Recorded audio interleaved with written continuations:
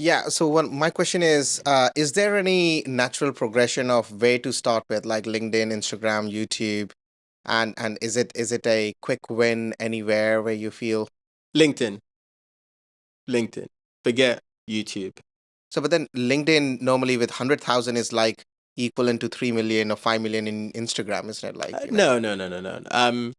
So there are two things that aid where you start. Number one is how easy is it for you to get started, and then two, how early are we in the platform growth? How easy is it for you to get started on LinkedIn? You just write shit, right? And you can just write a lot of shit rather than I need to sit down, record a video. So there. Secondly, it's a lot more immature as a platform, which therefore means you can get more reach.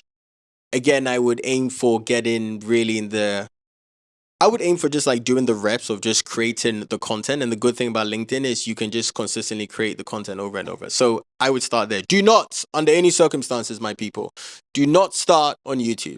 Do not, under any circumstances, do this. The reason why, because it has its own kind of methods and algorithm, and it's also long form.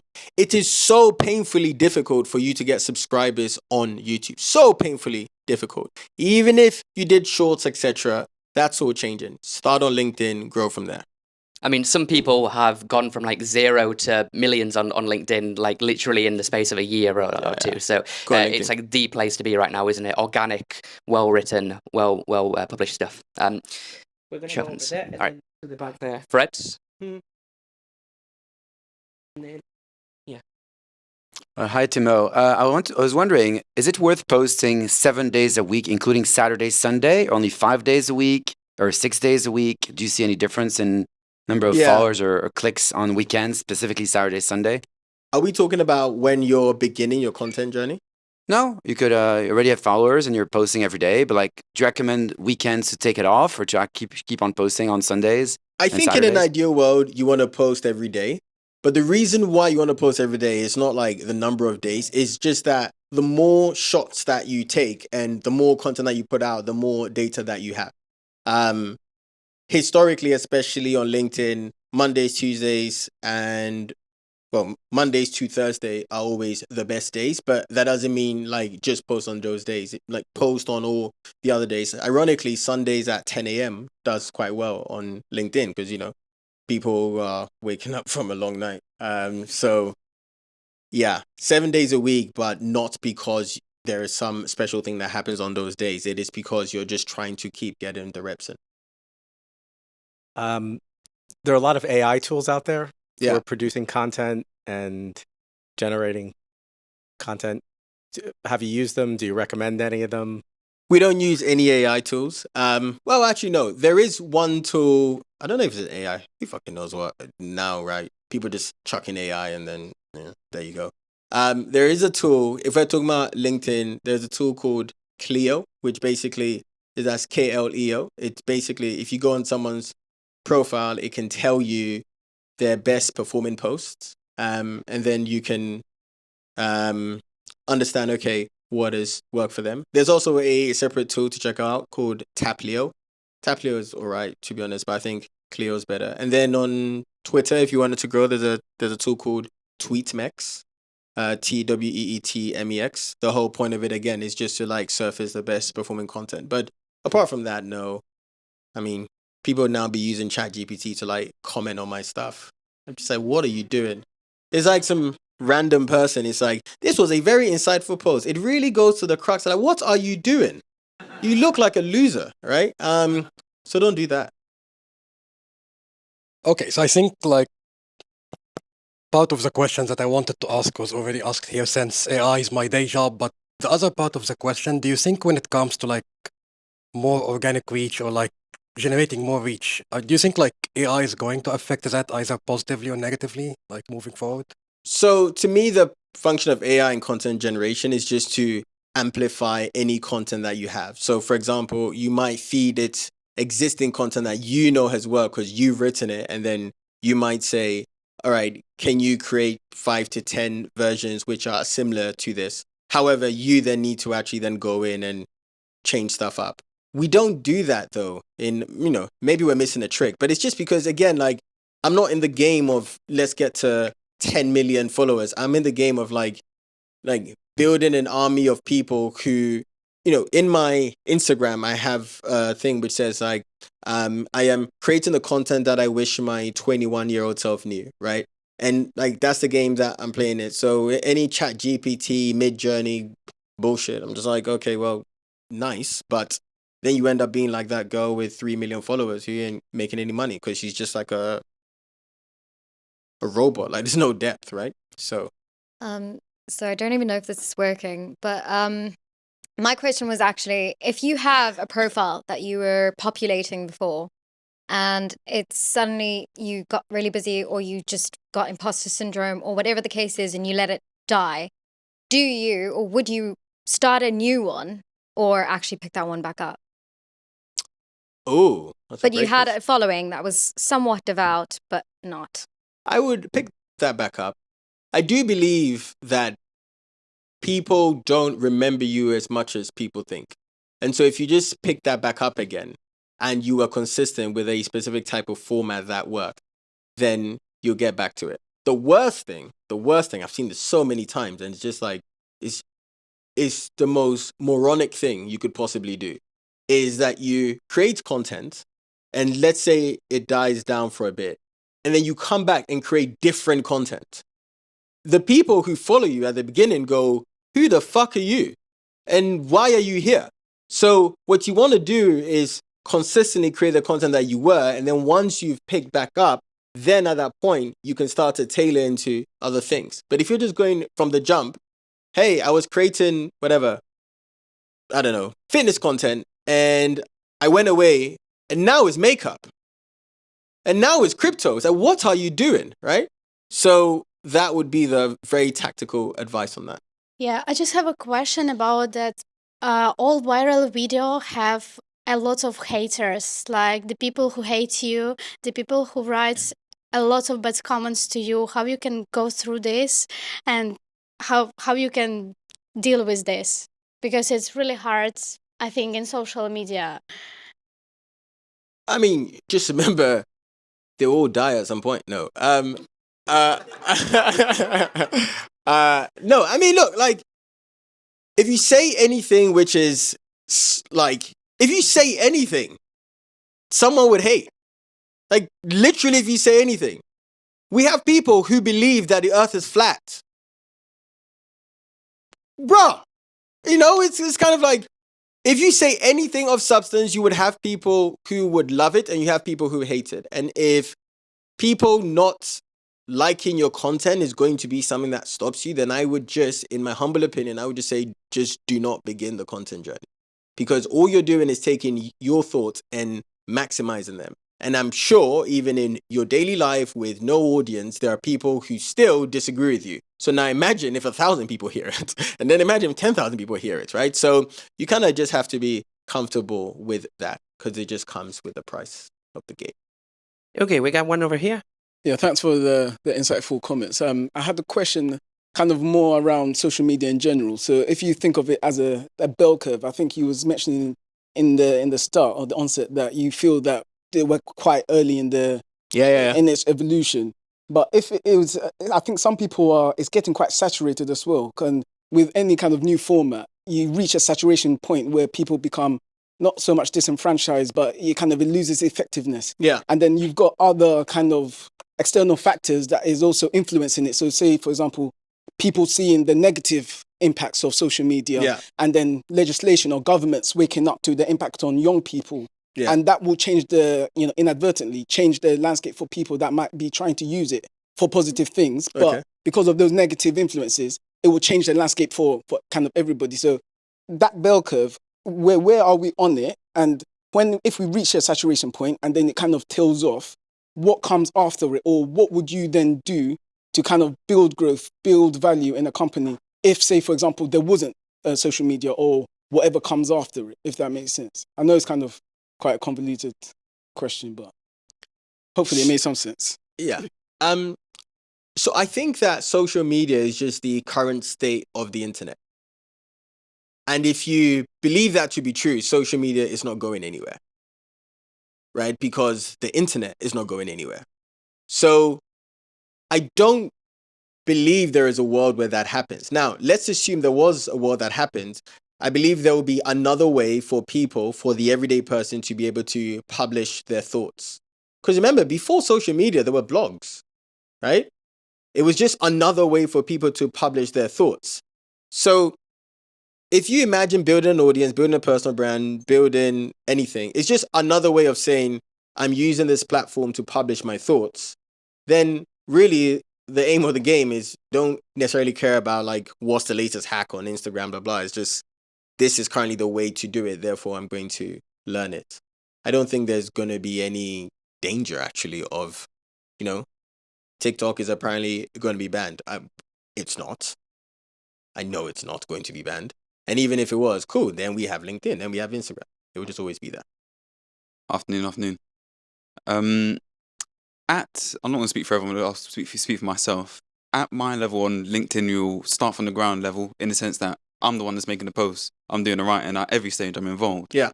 When it comes to someone at your stage, for example, that has 6-figure followings and a whole process and means behind it, how involved are you in that process currently? Yeah.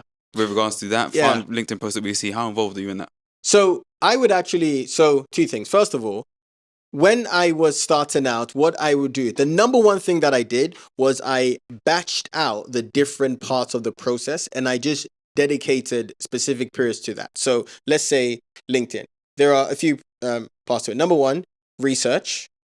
Number two, write the first draft. Number three, write the second draft. And number four, publish. What I would do at the beginning was I would dedicate specific, 2 hours on Monday, 2 hours on Wednesday, blah, blah, to just do those things, which therefore meant that I ended up not actually spending a lot of time on it. Now, in terms of how I'm currently involved, so my team involves 4 people. I'm quite involved from an ideation perspective on new formats because at the size that we're at now, actually, the thing that matters is not so much now just that 70% of just like finding what's work, tweaking, because now my team knows my voice well. But it's like, hey, we want to try a new format. For example, let's say on Instagram, we have this format that I saw work well, and I thought we should try this, where it's basically, here's a business idea. Here's how I'd start it with £100, £1,000, and £10,000, right? I don't expect my team to come up with that idea. I just expect them to like do the stuff that already worked. And then I iterate on that. However, at the beginning, with me doing everything, the best thing that I did was basically time block each part of the process and then just executed on that. Because then it's not overwhelming, man. Like so many people, it's like, oh man, I got to create 10 videos. And then it's like, okay, now I got to write the videos. And then you're like, at the end of the day, you then realize, oh man, I've only done 2 videos. Then you feel depressed because you've only done 2 videos. Whereas if you just break it down into different days and different sections, it just becomes a machine for you. Okay, we have time for only a couple more questions. So this one. Hello. So you talked about some tools like Clio and Taplio and then putting your own spin on things. How does this work with, I guess, taking inspiration from other creators' ideas? Like, do you have to credit them? And have you ever had any beef with creators in the past where you might have leaned too heavily on their ideas at all? No. So I think the key thing, especially at the beginning, is to make sure that you credit the people that have obviously influenced. But the funny thing is they've also got that idea from someone else. So you have this like very bizarre mill of, Jay copied Harry and Harry copied Sarah and Sarah copied this, etc. As long as you give credit, it's fine. I've never had any issues with that. Because the people who are also big into social media, they get that it is a remixing game. By the way, before we get to the next few questions, I hope the fact that I have made it very tactical and very clear that actually you almost don't need to be a genius to do this, is the one takeaway that you take from this. Like, some people are like, oh my God, like you've grown your audience, you have this thing. It's like, yeah, but I also just kind of looked at what worked and then I built systems around it and then ta-da, who knew, right? So you generally don't have to be a genius for this game. You just have to be consistent and learn on the way. I'll get up just so you see what I'm saying. I'm gonna throw a little loophole because who doesn't like a loophole? And I'm gonna ask you like a 2-part question. Sorry to throw you off with potentially being the last question. So the first one is, one's a bit more practical and the other one's a bit more opinion on what you think. So you can answer in any order. The first one is, I know you were touching on how you can outsource it, and it was mentioned over here as well. Something that could be overwhelming, or at least I find it overwhelming, is the idea of there's people out there who might be doing something similar who have just more dedicated resource to it. And then that can be almost intimidating, like, okay, I'm generating really good content, but I'm spending ages on it. I would like to put more money towards outsourcing some bits once I figured out the strategy and all that, but I don't really know how much to put where I think that I can genuinely get that back. I.e., if I put 1,000, will I really get that back? Or have I just outsourced it when someone else can put 5K that I can't ever match? How do you balance like knowing how much to put towards certain things when there's a competitor who just has a better advantage in that space?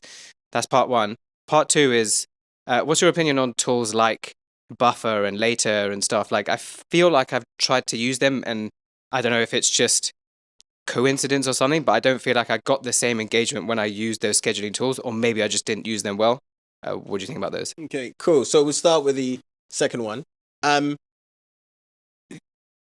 Social platforms don't like when you use a lot of third-party tools because it's not authentic, right? And so I would generally, especially at the beginning, I would steer clear of those. Once you have, say, volume, then maybe you can do that. Because yeah, there have been quite a few tests where you see posts uploaded directly and then post via these third-party tools, and the third-party tools is not done as well.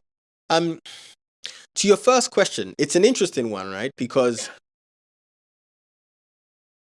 I would say, sorry, what's your name? Anad. Anad. I would say, Anad, that I think you need to realize that content is not a zero-sum game. So by that, I mean, the same person who follows a competitor can also follow you. And if you think about it in that way, like, sure, they may spend 5K and then they're growing, like they have whatever, 100,000 followers, and you only have, say, 1,000 followers. But if you consistently do the work that is required to get to that 100,000 followers, the same person will follow both of you, right? That was definitely something that I think I had that challenge before, because when I started taking content quite serious, it was like, okay, well, my USP is that I've built, scaled, and sold a company, right? And I thought, all right, cool. Well, there's also someone in the US who is also like saying the same thing. And like, if they follow that person, does that mean they're not going to follow me? But it's kind of stupid, because if you think about your own content, I bet you watch a lot of people who are quite similar. And so if you think about it that way, why would someone not do the same? So I would say kind of get it out of your head that, oh no, I don't have as much resources, because they also at some point didn't. And also, it's not a zero-sum game. Like, the same person can watch you and also the other person, right? Most of this game, I know that we need to wrap up, but one of the things I would say, well, there's two things I'll say. The first one is, most of this game is actually a mindset game. It is saying it's fine to publish content. It's not weird to publish content. It is normal to publish content. And also, people are going to forget it anyway, right? Like, and then the second thing, and I said this to my team when we first started out, I would say, so in 3 months, we need to look back at the content we have now and be like, yo, that was shit. Like, that was so bad. And I remember talking to Cameron from my team, and he showed us a piece of content. He was like, that was shit, wasn't it? I was like, yeah, that was what I was saying at the beginning, right? Because at the beginning, when you don't know how to do something, it will be crap, right? And you just have to just go through the crap. And once you've done that, you realize everyone had to do that. So again, I really hope that the takeaway from this is you do not have to be a genius. You do not have to be some Super Saiyan who is born with the magical powers of content. You just have to understand what good content looks like, which the algorithm gives you, and then put in your own edge. And then over time, once you get good at it, you would literally start to have the muscle of coming up with ideas. And it sounds incredibly woo-woo, but sometimes I would just be walking down and I'd go, that's going to be a banger video, or that's going to be a banger post. But at the beginning, I did not know that at all. I had to like train my idea muscle. Cool. Mate, that was amazing. That was a masterclass in branding, in LinkedIn, in short form, in everything to do with the future.